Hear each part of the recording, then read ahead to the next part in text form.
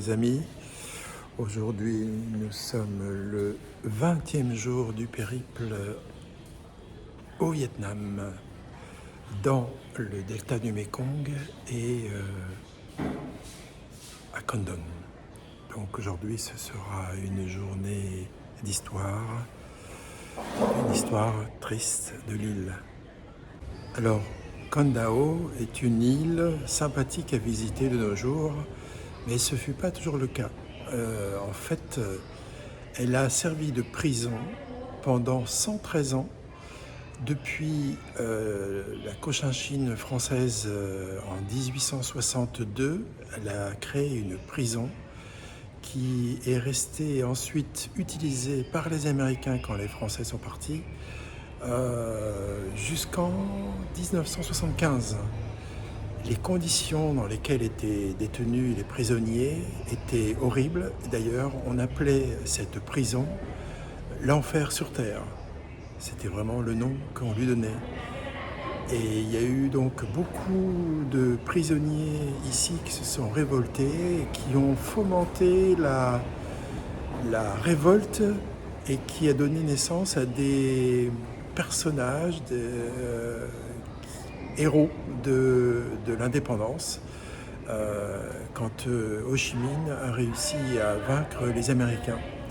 Et il y a eu notamment beaucoup de femmes qui se sont fait reconnaître grâce à leur pugnacité à combattre, soit à combattre l'ennemi bien sûr, mais aussi dans les prisons, à garder leur dignité et à ne jamais céder.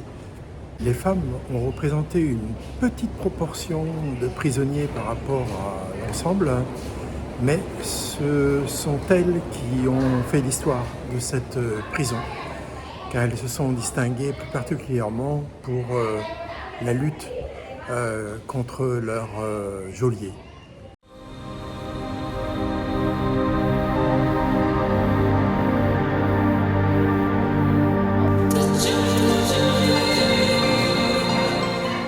Beaucoup de femmes qui étaient détenues l'étaient parce qu'elles avaient refusé de se mettre au salut national de l'époque, qui était soit pour les Français, soit pour ensuite les Américains. Malgré les conditions brutales de la prison, les femmes vietnamiennes ont fait une page d'histoire remarquable, parce qu'elles ont fait de cette prison une sorte de, on va dire, classe pour révolutionnaires, une école pour révolutionnaires. C'est-à-dire qu'en fait, elles ont transformé leur prison, qui était hyper difficile. Certaines étaient dans on appelait ça des cages à tigres, donc enfermées, complètement remises sur elles-mêmes. Et malgré cela, quand elles allaient soit se faire exécuter, soit faire des travaux, elles chantaient, et de là est née une sorte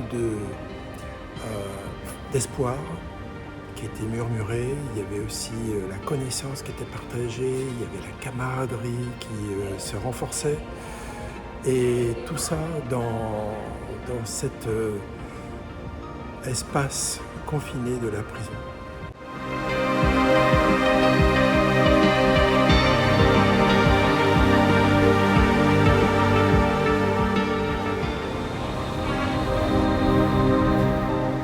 Certaines femmes se sont fait remarquer particulièrement et sont devenues des héros nationaux au féminin. Notamment le cas de Vo Thi Sao. Vo Thi Sao fut exécuté ici, sur l'île, après avoir montré toute sa ardeur à combattre l'ennemi. Une autre héroïne fut une Nguyen Thi Hoa.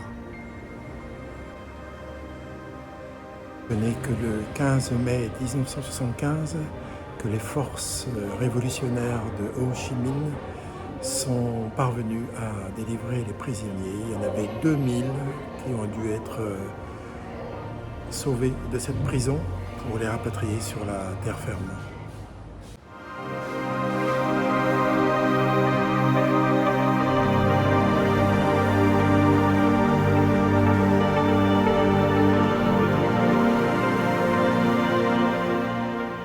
Cette prison a été reconnue relique nationale en 2012 par les partis communistes en place et fait l'objet chaque année de commémorations.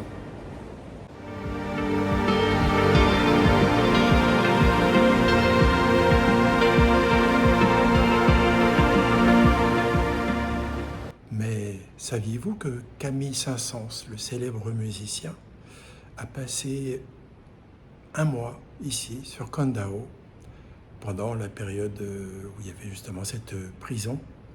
Il est resté ici du 20 mars 1895 au 19 avril de la même année.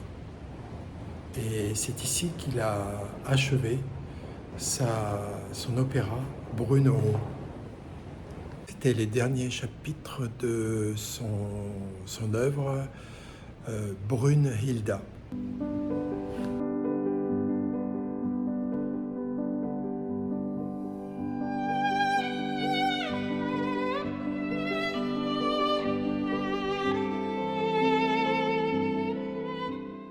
Maintenant, allons visiter cette prison.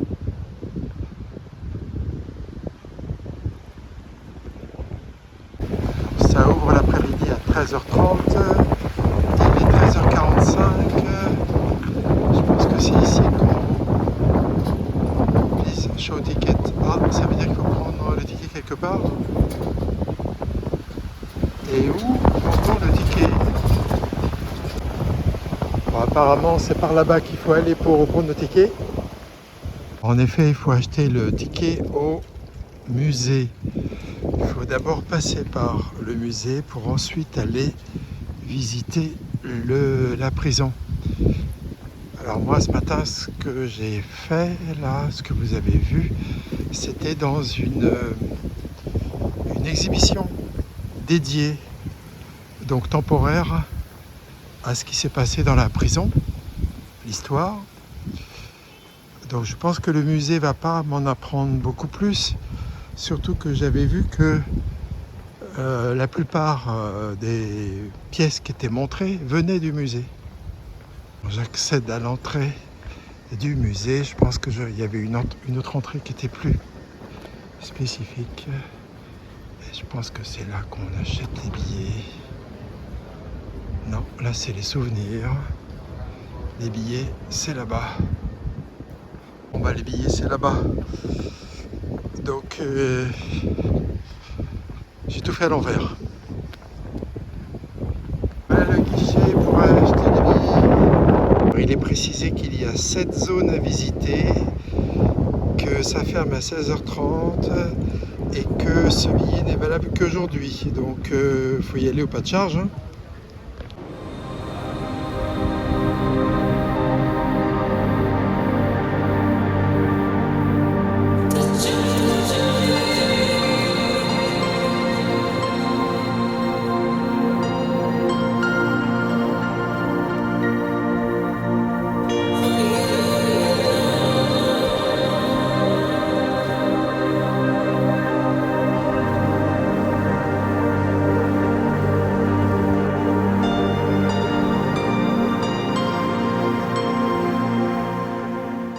Les prisonniers correspondaient entre eux en morse.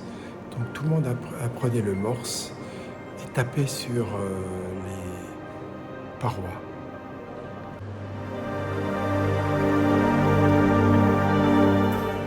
Le 30 avril 1975, lorsque le président qui était à la botte des Américains a donné sa démission parce que c'était la défaite, les gardes, les officiers se sont empressés de vite prendre les embarcations pour partir de l'île Et ceux qui les gardent et qui n'avaient pas de possibilité de repartir sont allés à l'église et le curé leur a dit d'aller délivrer les prisonniers, moyennant quoi il demandait d'être protégés pour les avoir délivrés. Et finalement, voici l'image de la liesse qu'il y a eu quand les prisonniers ont été libérés, sachant que Ho Chi Minh, leur idole, était parvenu à vaincre les Américains.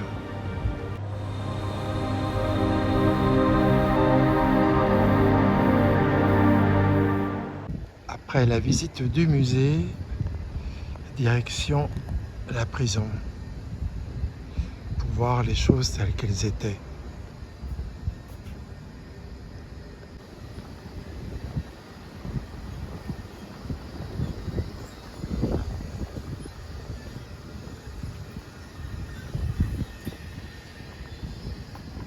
Et je suis à l'entrée de la prison et il est dit qu'elle a été construite par les Français en 1940 et que c'était une place initialement prévue pour des gens, des prisonniers qui étaient atteints de maladies comme le choléra, la dysenterie, la typhoïde. Et en 1952, elle est devenue une prison pour n'importe quel motif. Et quand ce fut au tour des Américains de vouloir donc rester dans le pays et d'envoyer eux tous les résistants à ceux qui ne voulaient pas respecter le drapeau du gouvernement à la solde des Américains. Les Français avaient trouvé ingénieux de construire des cages pour les prisonniers qui étaient comme des cages à tigres.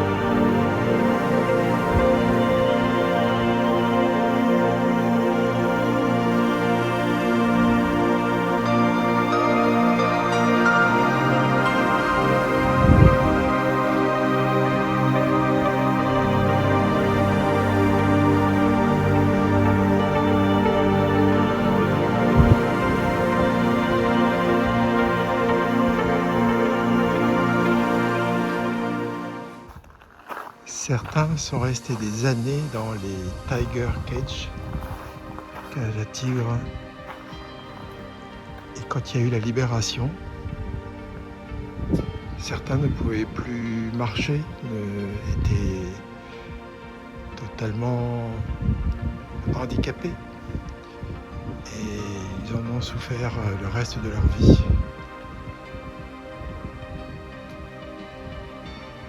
Encore d'autres prisons, d'autres Tiger Cage.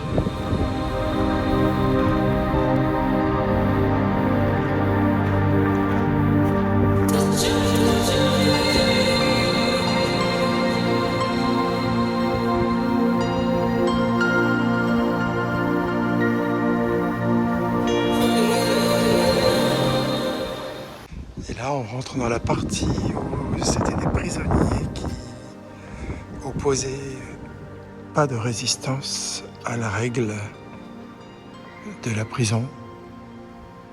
En fait, il y avait toutes sortes de prisonniers, politiques, criminels, et certains auraient dû être considérés avec plus de respect selon leur rang.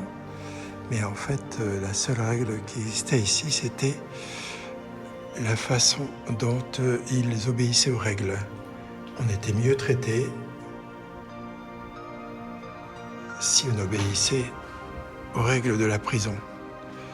Si ce n'était pas le cas, si on résistait, c'était les autres prisons qu'on a vues.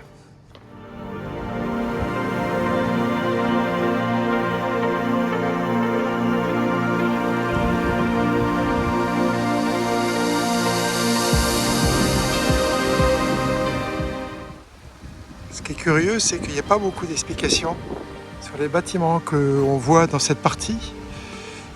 Celui-ci, j'ai l'impression que c'était les cuisines où il fallait bien nourrir malgré tout les prisonniers.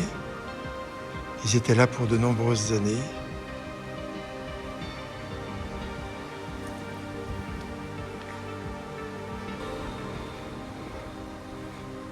C'est ma déduction à moi, mais je pense qu'il y avait le feu dessous, et puis des grosses marmites, et ça permettait donc de faire de la nourriture pour, je sais plus, le maximum qu'ait pu atteindre cette prison, c'était pas loin de 1000 personnes.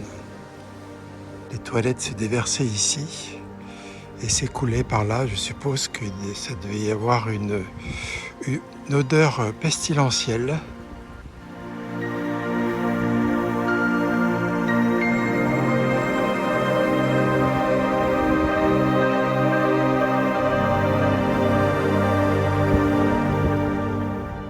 Ce bâtiment abrite d'autres prisons différentes des autres.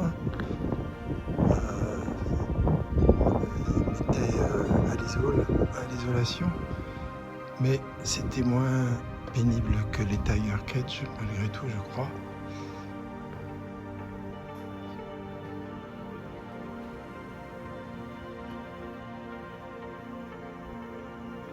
Il n'y avait personne au-dessus d'eux pour leur donner des coups de bâton.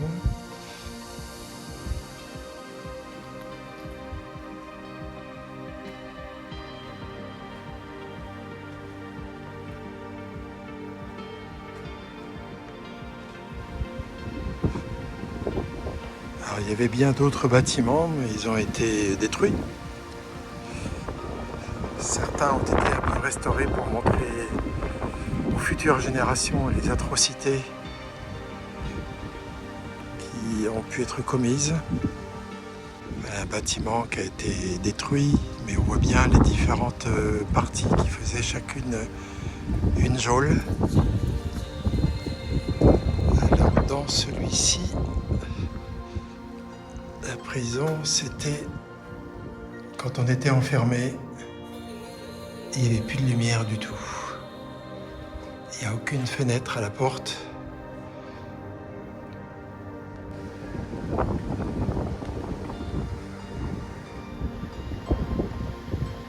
Serait-ce un trait d'humour? Et ce bâtiment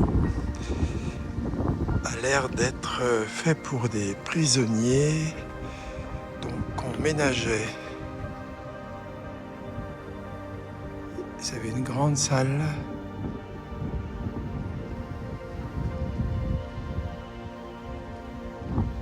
Et là, je pense que ça devait être l'équivalent de la promenade, le fait de pouvoir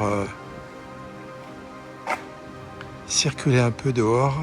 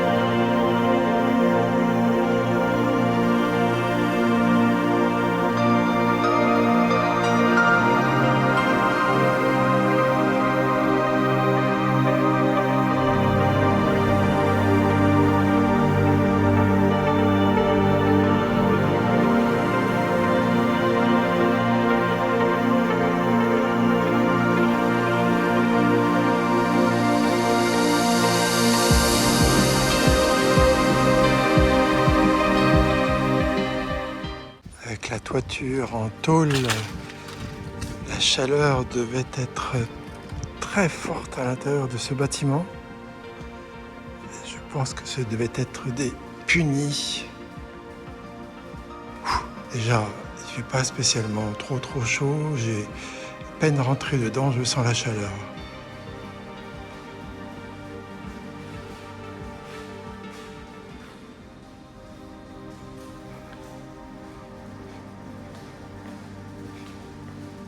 Et les personnes pouvaient aller aux toilettes ici.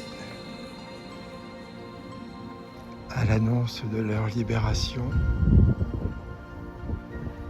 les femmes qui ont opposé une résistance farouche à leur geôlier